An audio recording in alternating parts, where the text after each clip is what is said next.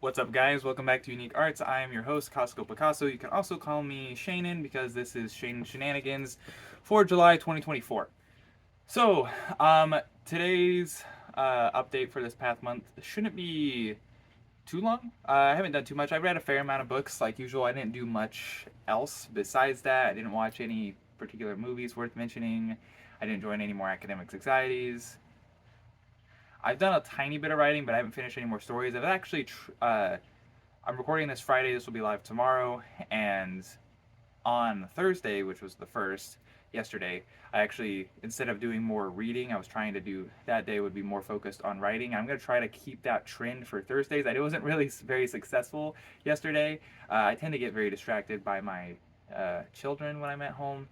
Happens, but I'm hoping at least if I do it at least once a week and I have this designated day to do that when I have the time to do it, that I'll at least make more progress than I have been making. My idea in many ways is I would like to practice writing and mostly maintaining with short stories.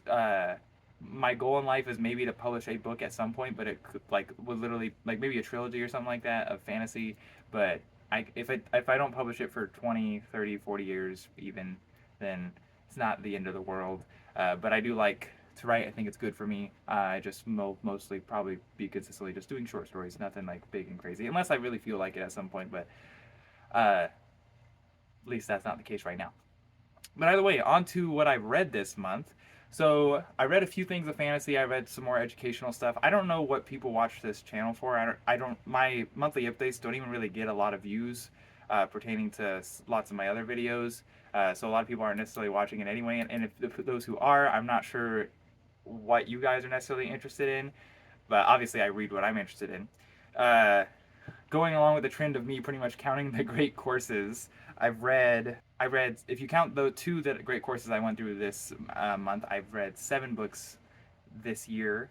Sorry, not this year. I read 7 books in July. The two great courses were Great Minds of the Middle Ages, which was interesting. It dove into some people that I was not really aware of or were very loosely acquainted with. It was nothing crazy, but it was enjoyable nonetheless. And same could be said essentially with the myths and legends of literature from our books, essentially by Tom Shippey. And I realized Tom Shippey is someone I would like to listen more to, so I went ahead and read his great courses, and it was kind of the same deal, pretty good. Not exactly mind blowing in many ways, but I still enjoyed it. And Tom Shippey's cool, so why not? And then, along with more things I don't have physical copy of, I did read Witchy Kingdom by DJ Butler. I liked it more than Witchy Winter, but if you remember what I said about Witchy Winter, I didn't really enjoy it that much. In fact, of this initial, like, of the soft trilogy, because I know there's a fourth book, Serpent Daughter, and there's supposed to be another soft trilogy, 6 in total. I don't think book 5 and 6 are out yet. I don't know when I'm going to get to book 4 and then later 5 and 6. But of the soft trilogy, I think my favorite was Witchy Eye, actually.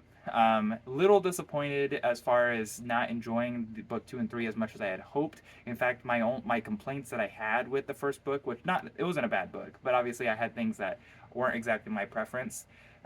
Those kind of got doubled down on in book 2 and 3, Witchy Winter and Witchy Kingdom. So it was like just not really my preference. I was pretty disappointed about that. And the world was interesting, but it was too much. It was too much in many ways. Still enjoyable though, and not bad. Just not. I'm. I was hoping that at least I would like it as much as Witchy. I think in many ways, I kind of think I need to reread it. Maybe. Um, I think part of me might be rating Witchy Eye too high, and because I'm rating Witchy Eye too high, I'm rating the other two too low in comparison to Witchy Eye. But because Witchy Eye was one of the first like books I had read for fun that I had done in quite some time essentially, and so I think it might have tainted my mindset because I was like hadn't been used to it, and I was like, oh, this is really awesome, and I think it still was good, but I think that had faded. That mindset had faded by the time I had read Witchy Winter, the second book. Um, I think my complaints will still be generally the same. I just don't feel like it would be as steep of a decline um, upon further reading. I just don't know when I'm going to get to that. Although thinking about it, maybe. Okay, but then I also read The Citadel of Forgotten Myths by Michael Moorcock. Michael Moorcock's one of those big names for Forgotten Realms, Sword and Sorcery. I think, right? Both those things work, right? I get confused sometimes. I'm not as adept on this as my brother Liam is, and lots of other people are, of course, as well.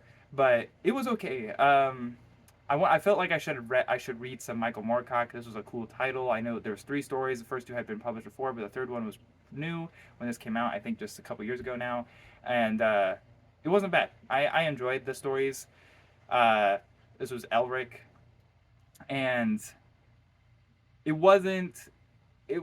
I don't know what I was expecting. I enjoyed it though. Simply put, it didn't blow my mind or anything, but I enjoyed it. I wouldn't mind reading more by Moorcock, I suppose, but it is what it is. And then on to physical copies that I've read. I read Vathek. I actually did a video on this soon after. It doesn't have very many views. If you haven't watched it, feel free to go see it. It's Oriental Gothic. This guy was trying to cash in on the craze for Orientalism and also Gothic novels.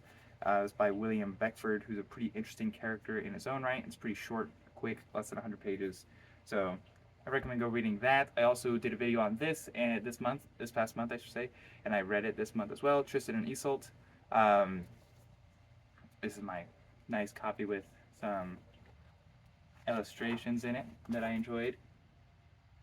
This was from around the 1900s version, but this was made in like 50s, 60s with added the illustrations, but the text is the one from around the 1900s.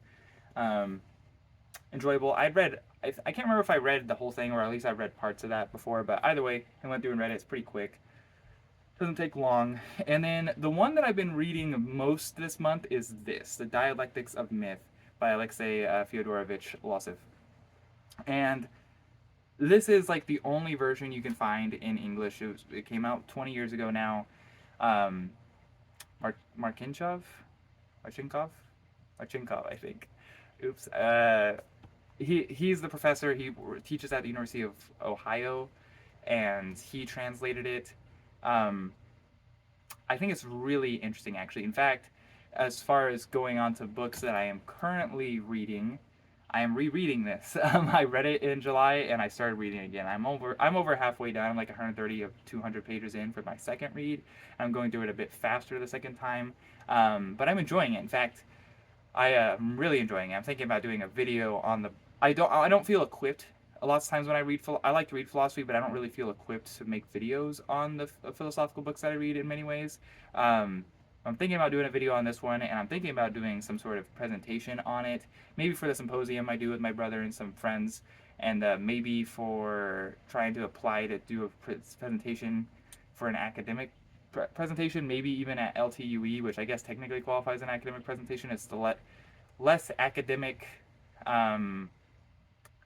as far as academic presentations go. I feel like just the environment, it feels less academic as far as other places I've been for presentations. And I've never presented at LTUE before, but when my brother did, I went and saw it in person.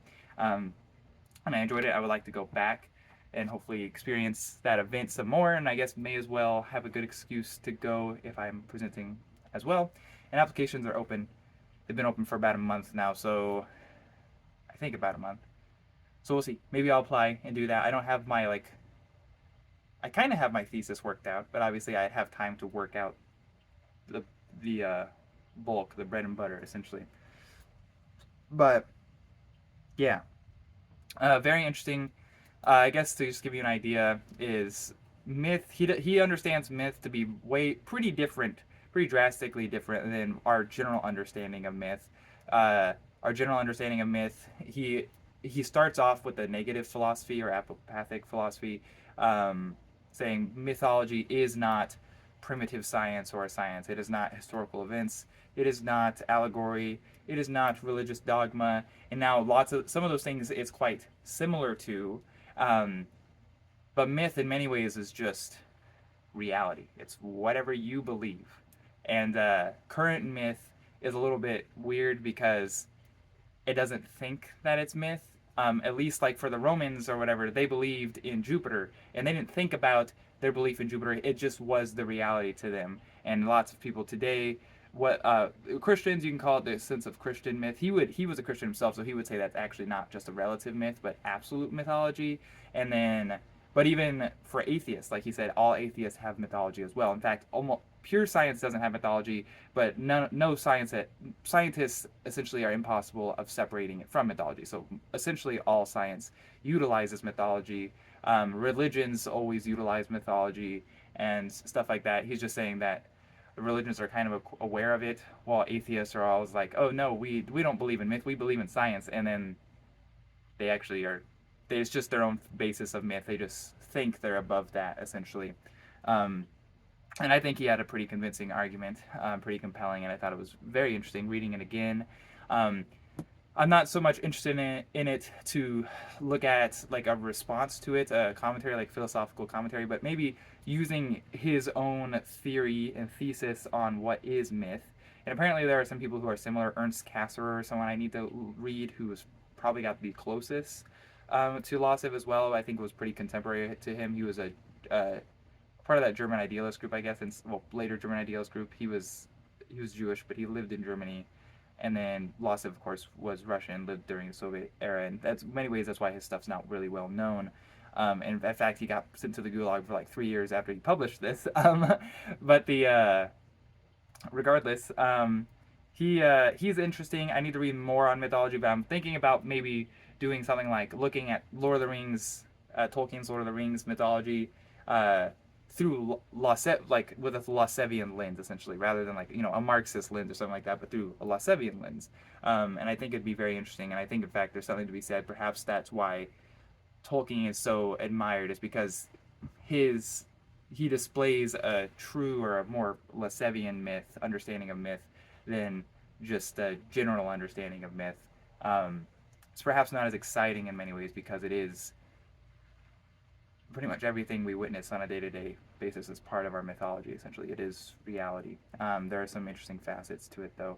If that makes sense, there's a lot more to be said. I feel like, and go into detail on it. But regardless, other things I'm in the progress of reading besides that, again, another great course, Life Lessons from the Great Myths, which is okay. Again, it's not been super awesome, but pretty cool. Medieval Philosophy, which I'm reading right here. I got this from the library just because they don't ever have any like specific stuff that I want, but this was like a general thing, and I'm kind of hoping to read more specific medieval philosophers soon. I recently read Pseudo Dionysius the Areopagite, and this is just like a general overview stuff, so perhaps get me reacquainted because I haven't taken a medieval philosophy course in a couple years now. The Diary of Vaslav Nijinsky, I'm doing that. I'm actually rereading it because I read it a few years ago. Interesting kind of a guy's. He was a very famous ballet dancer. This is him writing a diary over the course of a few weeks as he descends into psychosis, as he's going insane essentially, and he spends the last like 30 years of his life in an insane asylum, essentially not speaking at all and stuff like that. So it's very interesting, I guess, if you're interested in psychology, but there's some interesting parts about it. And Nijinsky is a very interesting character anyway. I read his sister's, Bronislava Nijinska, memoirs, which kind of, in many ways, are just a biography on her brother and their early life together. He was way more famous than she was in their lifetime. And yeah, I think that's all that's in progress. All in progress that I've actually been reading, because there's some stuff like the Vikings, Children of Ash and Elm, History of the Vikings, that I haven't read in a couple months now. But yeah, so that's pretty much all that's going on with me. Let me know what books you guys are reading if you want to, please, and then also let me know any of the thoughts on the books if you read some of the books I've read, or if you think some of that sounds interesting. I personally am most interested in what Lossev had to say with the dialectics of myth. I think it's super interesting, but so you might hear more about that later, I suppose. But regardless, I will see you guys next time. Please feel free to like and subscribe as well as leave those comments. I would greatly appreciate it, and have a good one.